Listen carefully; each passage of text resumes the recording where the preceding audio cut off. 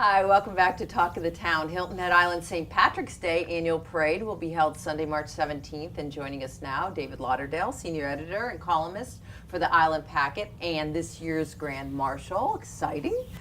And Festival Rep, Lynne Hummell. Glad to have you both. Thank you. It's my pleasure. So excited for you, David. This is really something. So you've been highly visible and influential in this community for over 40 years. I know you're still only 44, but what are your thoughts about being the guest of honor at one of the island's favorite events? Well, the main thing is that the reaction from the public has been overwhelming. Nice. And so, like you say, I've been in the public eye, but nothing has caught the public's attention quite like being the Grand Marshal of the St. Patrick's Day Parade. I don't know what all it is.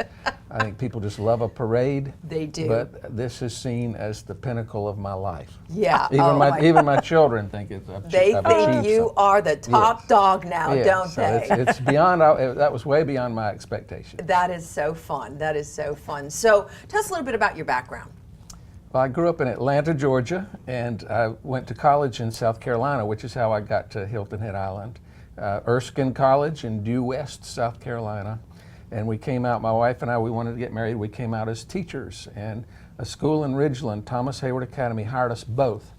And in that way, we could get married and take this tremendously lucrative job in the low country of South Carolina. And Ridgeland we found to be a warm and a beautiful place. And I conned the packet into giving me a job during that period, and that's where I've stayed for the most part. Well, and we are happy you're there. You are the special part of the Island Packet. You. Yeah, thank you for all you do.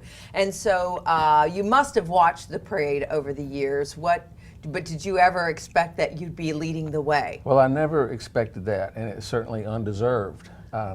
But I have taken it to be a tribute to all of the, by now with so many years at the Packet, it's just hundreds, perhaps even thousands, but hundreds of other professionals who have given it all they have. Yeah. And it's a wonderful group of people, tremendous group of people, and I feel like I represent all of them.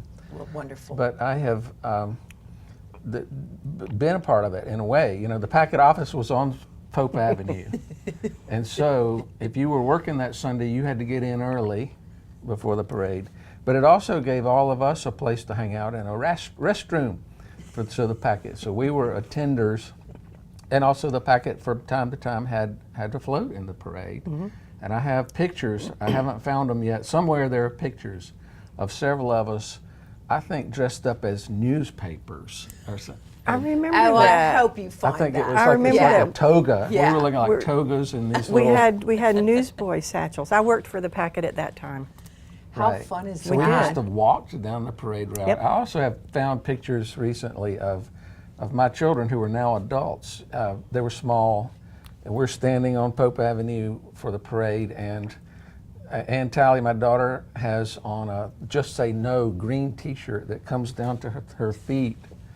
And fun memories. We have other pictures of it, of wonderful times through the years. So yeah, we've kind of grown up with it as well. Yeah. So what do you plan on wearing that day? Well, I had a little bit of trouble finding green stuff, and I should have gone to the bargain box, I guess. But so I ordered a jacket online.